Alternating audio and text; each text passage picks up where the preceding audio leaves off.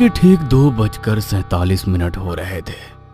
शहर की सबसे ऊंची इमारत की 27वीं मंजिल पर एक आदमी अपने आलीशान ऑफिस में अकेला बैठा था।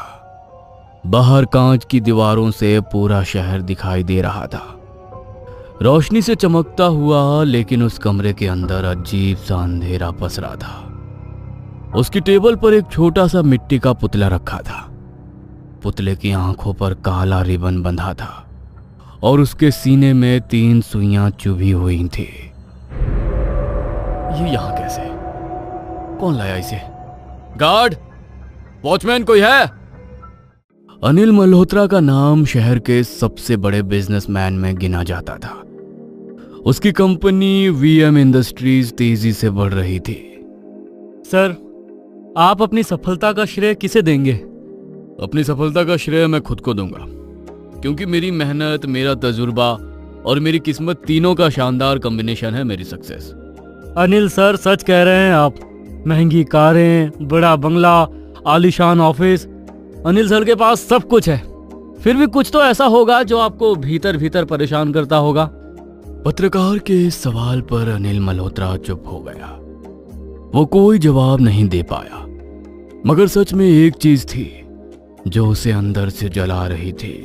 वो था उसका प्रतिद्वंदी नमन अग्रवाल। ऐसा कुछ भी नहीं है। Next question please. आपके बिजनेस राइवल अमन अग्रवाल सर की कंपनी अचानक तेजी से बढ़ने लगी है। उन्हें हर प्रोजेक्ट में एक के बाद एक सफलता मिल रही है, मगर आपके कुछ प्रोजेक्ट फेल हो रहे हैं। इसके पीछे की क्या वजह है? अब ये तो बिजनेस है, कभी कुछ चलता रहता है। अब देखते हैं आगे का कॉन्ट्रैक्ट कैसे मिलता है। कहते हुए अनिल ने प्रेस कॉन्फ्रेंस खत्म की और अपने ऑफिस आ गया। ऑफिस में उसके कॉलीग उसका इंतजार कर रहे थे, क्योंकि आज एक और कॉन्ट्रैक्ट नमन को मिला था, अनिल को नहीं। जैसे ही अनिल ऑफिस पहुंचा और ये खबर उसे मिली, उसने गुस्से में फाइल फेंक दी। यह कैसे हो सकता है? यह तीसरा कॉन्ट्रैक्ट उसे मिला है और हमें नहीं। हमारी कंपनी में कोई तो है जो उसे हमारी कंपनी की कोटेशन बता रहा है। सर, इस बार तो कोटेशन पूरी तरह से डिस्क्लोज थे। आपके अलावा किसी को भी नहीं पता था। यदि किसी को नहीं पता था तो नमन तक कोटेशन पहुंचे कैसे? ये आदमी मेरी हर डील बर्बाद कर रहा है। कहते हुए अनिल की आंखें लाल हो गई। धीरे धीरे अनिल के दिमाग में एक अजीब सोच बैठ गई। उसे लगने लगा नमन ने उस पर, उसके कारोबार पर नजर लगा दी है। अनिल पहले ऐसा आदमी नहीं था जो इन चीजों पर विश्वास करे, लेकिन लगातार असफलता ने उसके दिमाग को बदल दिया। एक दिन वो कार से कहीं जा रहा था। कार उसका पुराना ड्राइवर चला रहा था। गणेश, एक बात पूछूं? सर, बोलिए। क्या तुम बुरी नजर में यकीन करते हो क्या? हाँ साहब, बुरी नजर तो होती है। हमारे गांव में तो यहाँ तक कहते हैं कि नजर से पत्थर भी टूट जाता है। तो नजर से बचने के लिए क्या किया जाता है? वो साहब, वो आप क्यों जानना चाहते हैं? तुमसे जितना पूछा उसका उतना जवाब दो। साहब, मुझे एक अघोरी बाबा के बारे में पता है। लोग कहते हैं उनका उतारा कभी खाली नहीं जाता। वो शमशान में रहते हैं। उनका नजर का उतारा तो बहुत गजब का है। शमशान के बारे में सुनकर अनिल कुछ देर चुप रहा। वो कुछ नहीं बोला तो ड्राइवर भी चुपचाप गाड़ी चलाने लगा। कुछ देर बाद अचानक से अनिल बोला, गणेश, कार रोको। क्या हुआ साहब? क्या तुम उनसे मुझे मिलवा सकते हो? हाँ, मगर आप उनसे क्यों मिलना चाहते हैं? अपने ड्राइवर गणेश का सवाल सुन अनिल उसे घूरते हुए देखने लगा तो ड्राइवर उसे कार से शहर से बाहर एक पुराने शमशान घाट में ले गया। रात के वक्त चारों तरफ धुंध थी। हवा में जली हुई चिता की गंध थी। दूर एक आग जल रही थी। आग के सामने बैठा था एक अघोरी। सिर पर जटाएं, पूरे शरीर पर राख और आंखें इतनी गहरी कि जैसे अंधेरा उनमें समा गया हो। अनिल धीरे से आगे बढ़ा। अघोरी ने अनिल और उसके ड्राइवर को घूरते हुए देखा और जलती चिता में से एक लकड़ी निकालकर अनिल के चेहरे के पास ले गया। अनिल बिना डरे वहीं खड़ा रहा। उसने पलकें भी नहीं झपकाई। यहाँ क्यों आया है? बाबा, मुझे आपकी मदद चाहिए। अघोरी ने बिना उसकी तरफ देखे वो लकड़ी वापस चिता में डाली और सिंदूर से एक आकृति बनाते हुए कहा, नहीं, मदद नहीं, बदला चाहिए तुझे, बदला। उस अघोरी बाबा की बातें सुनकर अनिल चौंक गया। अघोरी धीरे धीरे मुस्कुराया, फिर अपने झोले में से मिट्टी और राख निकाली। अब ये मत पूछना कि मुझे कैसे पता, मैं सबके मन की बात जानता हूं। तुम्हारे मन की आग यहां से भी दिख रही है। जब आप सब जानते ही हैं तो मुझे कोई उपाय बताओ। अनिल का सवाल सुनकर भी अघोरी बाबा कुछ देर चुप रहे। अनिल उनकी चुप्पी से परेशान हो कभी उन्हें देखता तो कभी अपने ड्राइवर को। कुछ देर बाद फिर अघोरी ने उस मिट्टी और राख से एक छोटा सा पुतला बनाया। यह नजर का टोटका है। इस पुतले में तुम्हारी सारी समस्या का समाधान है। अघोरी की बातें सुनकर अनिल की आंखें चमक उठी। वो पुतले को हाथ में ले अघोरी से सवाल पूछने लगा। बाबा, इससे क्या होगा? जिसकी फोटो इस पुतले पर होगी उसकी किस्मत धीरे धीरे खत्म होने लगेगी और बदकिस्मती उसके दरवाजे पर दस्तक देगी।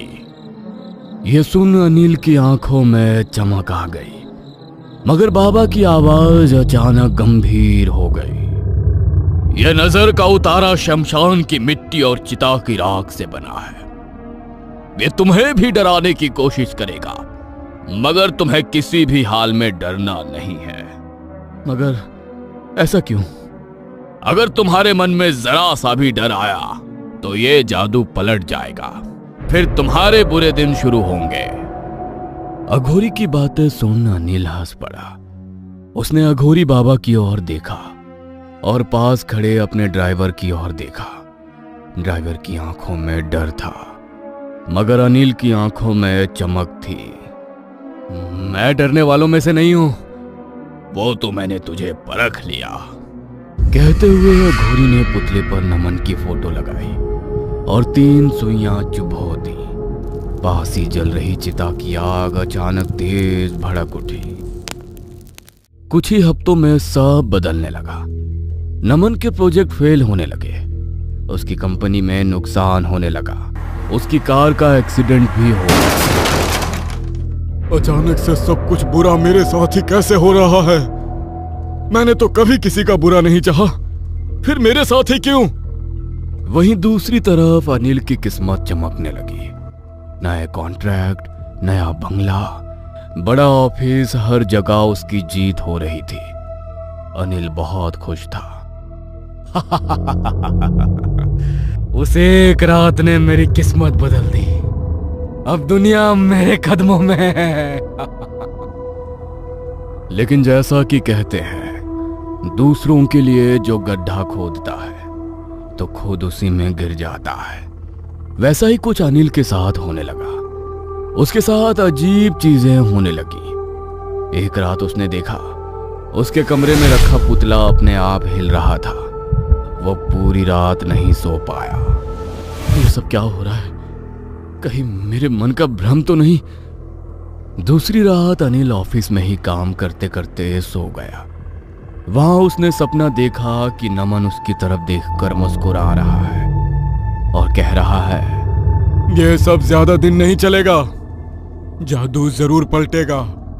इस बार सपना देख अनिल पसीने में भीग कर उठ गया। पहली बार उसके दिल में डर आया। वो ये भूल गया कि अघोरी ने मना किया था डरना नहीं है।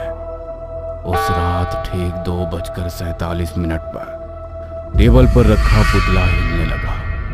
वो आवाज ही दे रहा था कि अचानक कमरे की लाइट हल्की हल्की टिमटिमाने लगी और तभी पुतले का सिर धीरे धीरे खुद ही घूम गया।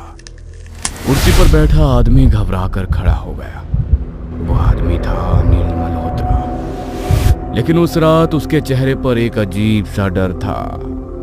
उसने कांपते हाथों से पुतले को उठाया और जैसे ही पुतले को पलटा, उसकी सांस गले में अटक गई, क्योंकि पुतले पर लगी फोटो बदल चुकी थी।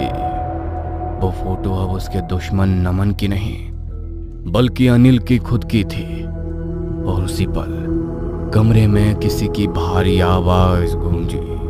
मैंने कहा था, डरोगे तो जादू पलट जाएगा। यह सुनकर अनिल का शरीर ठंडा पड़ गया। उसे कुछ समझ में नहीं आ रहा था कि वो क्या करे। नहीं, ये नहीं हो सकता। नहीं, मैं नहीं डर रहा। मुझे कोई नहीं डरा सकता है।